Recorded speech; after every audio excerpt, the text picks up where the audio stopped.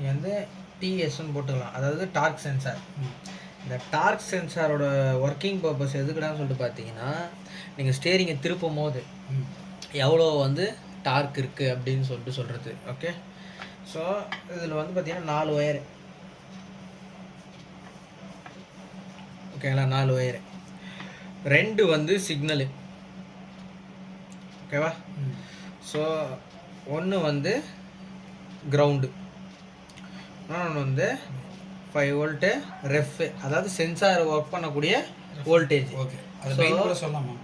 மெயின்னு சொல்லக்கூடாது, ஏன்னா இது வந்து பார்த்தீங்கன்னா ரெகுலேட்டர் வந்து ரெகுலேட் ஆகி கம்மியாக வரதுனால 5 வோல்ட் ரெஃபரன்ஸு. ஸோ இப்போது நம்மளுக்கு கோடு வந்து என்ன வந்துன்னா மெயினு/சப்பு ஓப்பன் சர்க்கியூட் சொல்லிட்டு வந்தால், இதில் இந்த 2 ஒயர் ஓப்பன் ஆகிட்டா மாரி என்ன சொல்லுது, இது நம்மளுக்கு வந்து சொல்லுது இந்த இபிஎஸ். பட்டு இதில் 2 கண்டிஷன் தான்.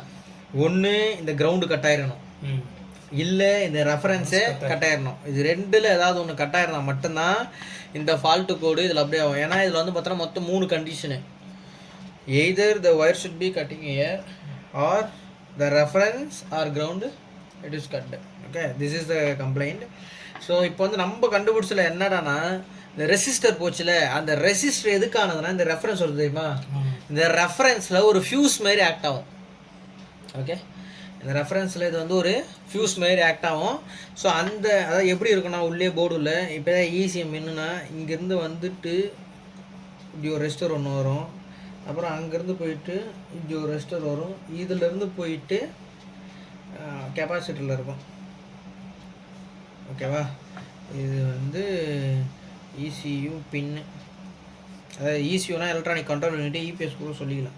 அப்புறம் இங்கே ஒரு 2-3 கெப்பாசிட்டர் இருக்கும், அடுத்து இடையில இங்கே ஒரு ரெஸ்டர் ஒன்று வரும். ஓகேவா, இது வந்து கிரவுண்டுக்கு. இன்கேஸ் ஆஃப் இது வந்து கிரவுண்டில் ஷார்ட் ஆச்சுன்னா இந்த ரெஸ்டர் என்ன பண்ணிடும், அந்த லைனை ப்ரொடெக்ட் பண்ணிடும். அதாவது இன்கேஸ் இது கிரவுண்டில் ஷார்ட் ஆகுது, இங்கே இந்த ரெஸ்டர் இல்லைன்னா இந்த ட்ராக் அப்படி என்ன ஆகிடும், எரிஞ்சிடும். பட் நம்மளுக்கு போனது இங்கே இருந்தால் பாருங்கள், இந்த ஃபியூஸு இந்த 100 ஓம் ரெஸ்டர் தான் அவுட்டுச்சு. ஸோ அதனால தான் இங்கே என்ன ஆகல, இங்கே 5 வோல்ட்டு வரல. அதனால தான் என்ன பண்ணிச்சு இபிஎஸ்ஸு, உங்களுக்கு வந்து மெயின் சப்புக்கான கோடை த்ரோ பண்ணிச்சு. ஓகேவா, ஸோ எப்போவுமே உண்டாய் வண்டியில் இந்த மேண்டோ வருது அப்படின்னா, இந்த மேண்டோ இபிஎஸ்சில் ஜெர்க்கு ஸ்டேரிங் வந்து வைப்ரேட் ஆகிற கம்ப்ளைண்ட் வருது. அதுக்கப்புறம் வந்து பார்த்தீங்கன்னா லெஃப்ட் டைட்டாக இருக்குது, ரைட்டு ஃப்ரீயாக இருக்குது. அப்புறம் எண்டு திருப்பும் போது மட்டும் எண்டில் ஃபுல்லாக கட் பண்ணிட்டீங்க, ரைட் ஹேண்ட் சைட்னா அப்புறம் ரைட்டு ஃபுல்லாக கட் பண்ணது எண்டில் மட்டும் லைட்டாக ஜர்க் வருது அப்படின்னா மோட்டர்லாம் ஃபால்ட்டு கிடையாது, மாடியூல் தான் ஃபால்ட்டு.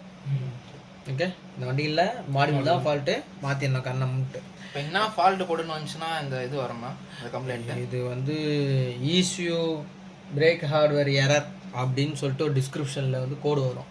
அந்த கோடு வந்தாலே மோஸ்ட்டாக என்னது இபிஎஸ்ஸே வாஷ் அவுட்டு. நீங்கள் வந்து அதை வந்து கன்ஃபார்ம் பண்ணிக்கணும் எப்போவுமே. இசியூ பிரேக் ஹார்ட்வேர் எரர்னு வர்றதுனால, அது இசியூ வந்துட்டு நான் ஃபங்க்ஷன் வர்றதுனால அதுக்குன்னு இபிஎஸ்லாம் ஃபால்ட்டுன்னு சொல்லிட்டு நான் சொல்ல முடியாது. ஏன்னா பவர் கிரவுண்ட் எப்பவுமே என்ன பண்ணிடலாம், ஃபஸ்ட்டு செக் பண்ணிக்கணும். ஏன்னா ஏற்கனவே நாங்கள் மொபைலிலே வந்து சொல்லியிருப்போம், அது வந்து பவர் கிரவுண்ட் தான் ஃபால்ட்டு, பட் இது வந்து மாடியூல் ஃபால்ட்டு.